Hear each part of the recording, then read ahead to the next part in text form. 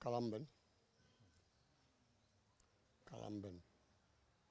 lon ay lo hekol labil jirob anyil nyake anhan abay tsiden bona jabinde anyolo lekol han kom kwala tatama kabele monak baju kombe ani ubabulal nda kesay famula kolo sana la jakan.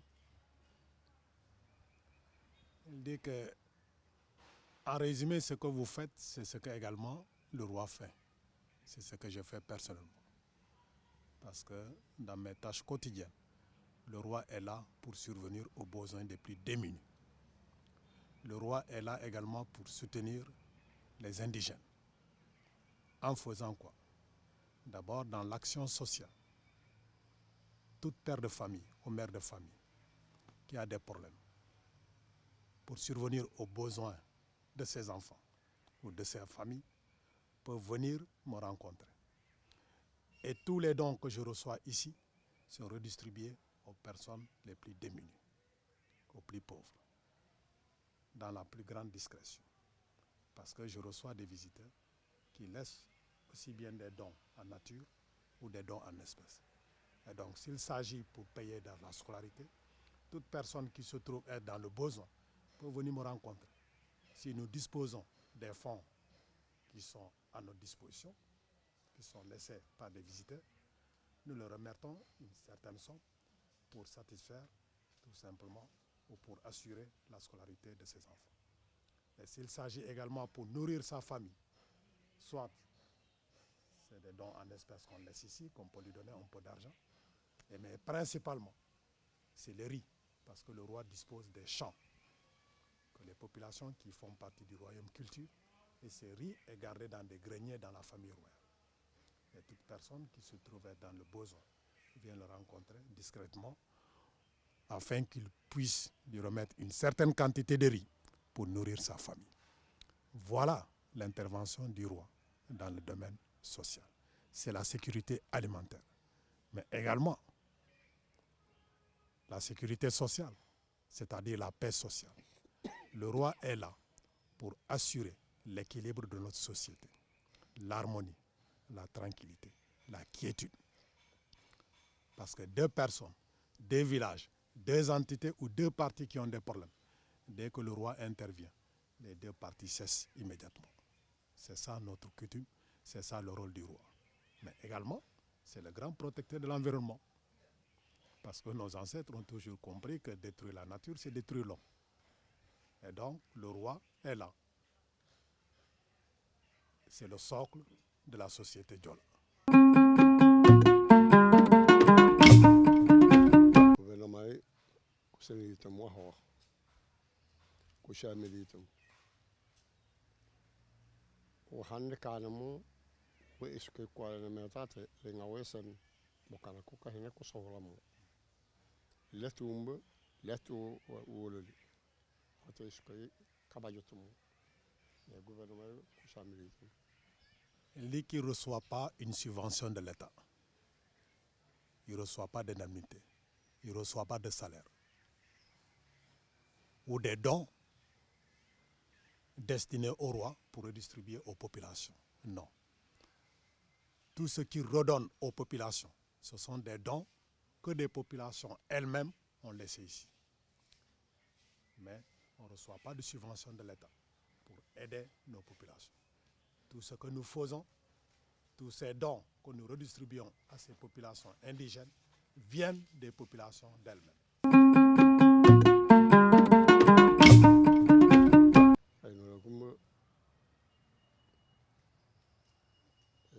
Kakani momo let malagen mata atu bokanya rojoban rojo betano hana nyira jakut aku bela mano hana kana lob hana jambu lobe na tu betano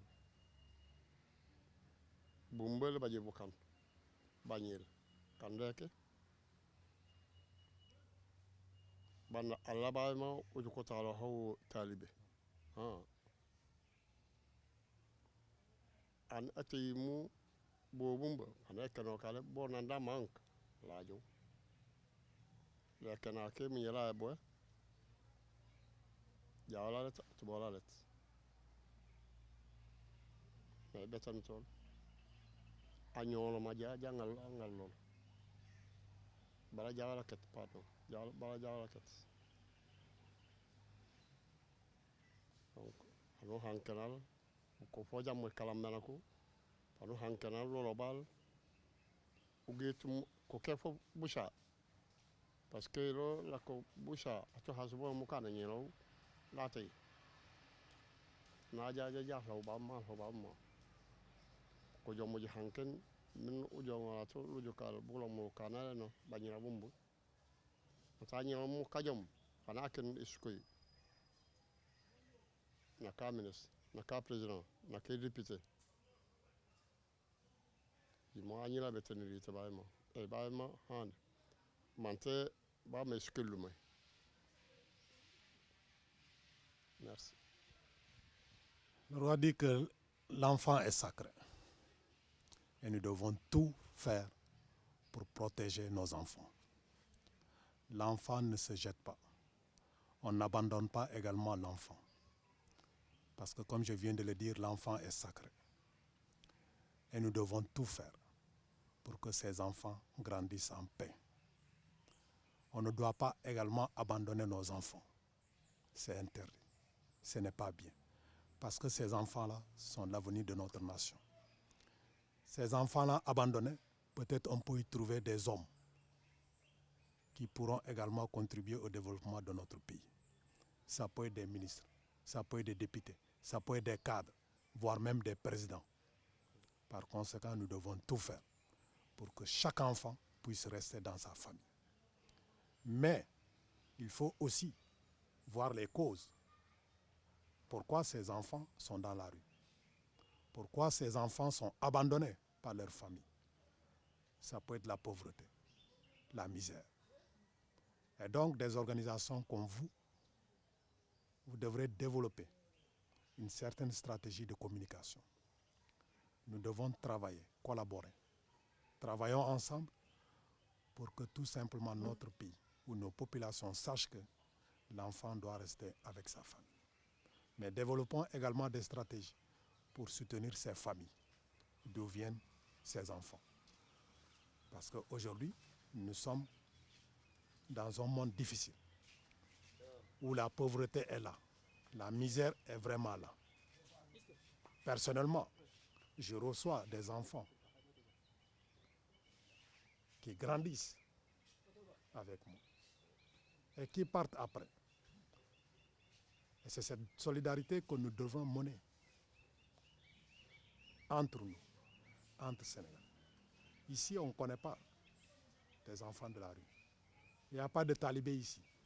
Quand bien même, nous avons une communauté musulmane qui est là. Des enfants qui apprennent le Coran. Mais on ne voit pas d'enfants mendier ici dans les rues. Parce que chez nous, c'est un sacrilège. Donc, je prie à vous autres organisations, aux ONG qui travaillent dans ce cadre, de créer tout simplement cette synergie afin que nous puissions éradiquer ce phénomène dans notre pays. Parce que vraiment, la situation des enfants est lamentable. C'est vrai, ça n'existe pas ici, mais travaillons pour l'avenir des enfants.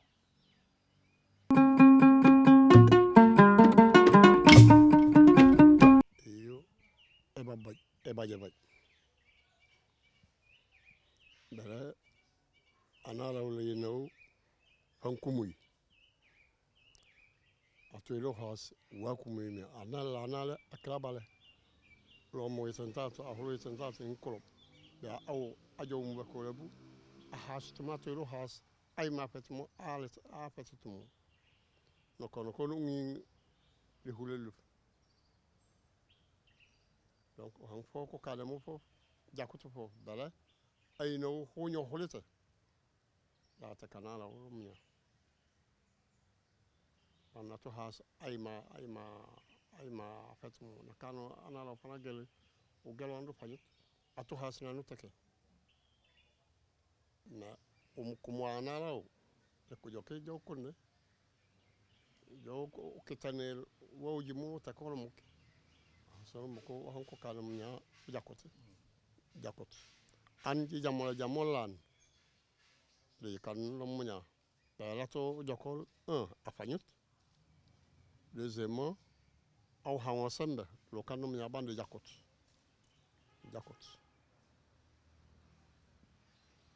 Le roi dit que la violence faite aux femmes, elle n'est pas bonne. Parce que la femme, c'est la mère de tout un chacun. Et on doit avoir du respect à l'égard de la femme. Et on ne doit pas abuser de la femme.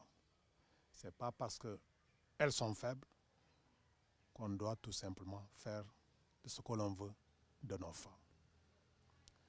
Les conflits de ménage, ça existe toujours. Et ça a toujours existé. Et certainement, ça existera toujours.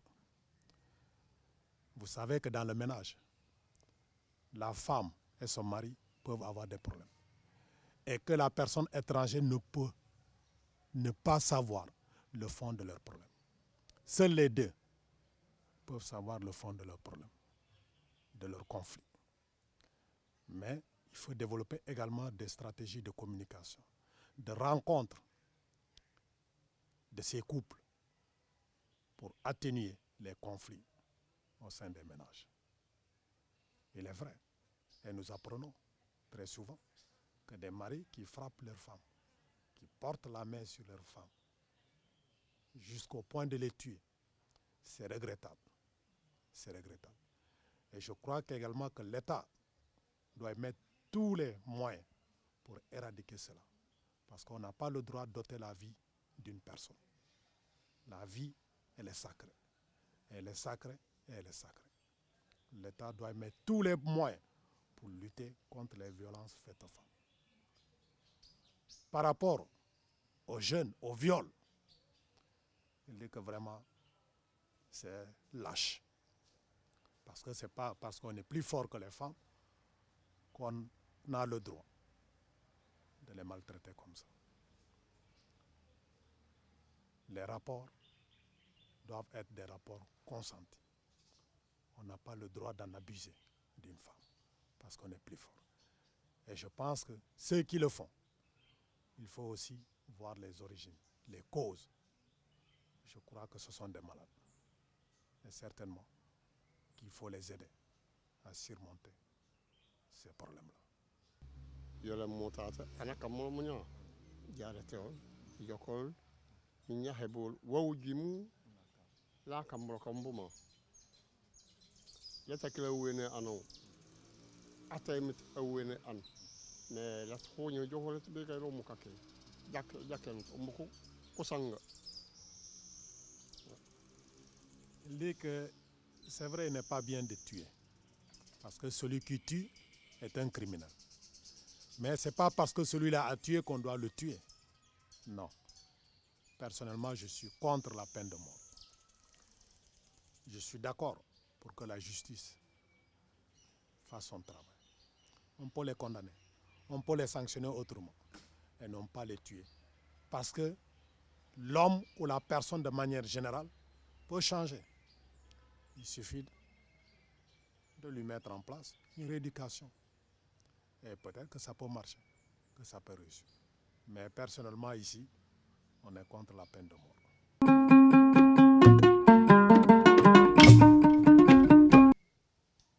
Sajon da honimnya eske mahagen afan fanka sumeko bayla la honi si jumenonzo ata awluhul gouvernement men kulob mano manake fanko jamo bola ko bake no ko ke bon ka ko jamo ta gouvernement yo jakote a mola hasan omo kasuma la pagné. Il dit que je ne connais pas le mobile de cette convocation de rencontre initiée par Salif Sadio. Mais je pense que s'il veut réellement la paix, s'il veut que la paix revienne dans notre pays, pour le bonheur de tous et de toutes, je pense qu'il a le devoir de se rapprocher du gouvernement, des autorités étatiques de ce pays, parce que ce sont eux qui sont à la tête. Il faut négocier, il faut ouvrir des pourparlers avec le gouvernement. Je crois que là où deux personnes se réunissent pour parler de la paix, je crois qu'ils pourront trouver un terrain d'entente. Parce que si son message n'est pas compris par l'autre partie, on ne pourra pas trouver un terrain d'entente. Il faudrait qu'il se fasse comprendre par les autorités étatiques. Et je pense que cela pourrait aller. Et je souhaite à ce que ce soit réellement des rencontres sérieuses qui pourront déboucher vers la paix. Parce que la Casamance, c'est de manière générale. Le Sénégal en a tant souffert de ce conflit.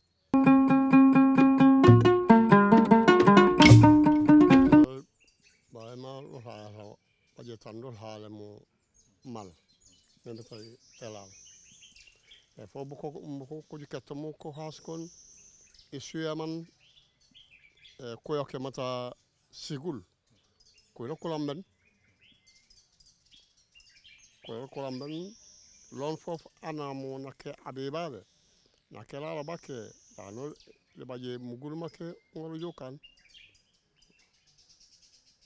Il dit que nous avons toujours prié pour que nous puissions obtenir une saison pluvieuse. Ça a toujours été dans le calendrier de nos prières, de nos cérémonies. Et il y a chaque fois des cérémonies qui se fassent ici pour demander à Dieu de nous accorder une saison pluvieuse, pour également une bonne récolte. En ce qui concerne les semences, c'est vrai, nous n'avons pas ce problème ici, parce que le Diola, après sa récolte, enlève déjà ses semences pour la saison prochaine. Mais s'il se trouve que dans certaines localités de notre pays, les paysans ont des problèmes de semences, l'État doit tout faire pour doter des semences à ces paysans. Parce qu'ils ne vivent que de ça. Ils ne comptent que sur ça. Et donc, cela revient à l'État, mais également aux ONG qui peuvent aider l'État à pouvoir doter de ces paysans de semences. Parce que aussi, ça peut contribuer à tranquilliser le pays. Ça peut contribuer à ce que le pays puisse avoir la paix. Imaginez cette grande population sénégalaise qui est composée en majeure partie de paysans, sans semences, qu'est-ce que va devenir le pays? Donc l'État doit tout faire pour doter de notre pays, de nos paysans de manière générale, des semences, mais également des semences de qualité, pour présager avoir de bonnes récoltes. Merci beaucoup. Ban fof koti mu kolamben on kuseneli sigulosu mata kusana sens trop tard lojo kan sobo ban emetaye ele tronno. Il dit également, si l'État doit donner des semences, qu'il le fasse très tôt. Parce que des fois, on donne les semences un peu tard et que la saison pluvieuse est très courte. Aujourd'hui, on constate de plus en plus qu'on a un déficit pluviométrique. Et par conséquent, il faut donner très tôt les semences aux paysans pour que dès les premières pluies, que les gens puissent semer et avoir de bonnes récoltes, espérer avoir de bonnes récoltes. Et si j'ai quelque chose à dire, voilà le message que je dois lancer à l'endroit de nos autorités étatiques pour qu'ils puissent soutenir vraiment les paysans, parce qu'ils constituent la majorité de notre population.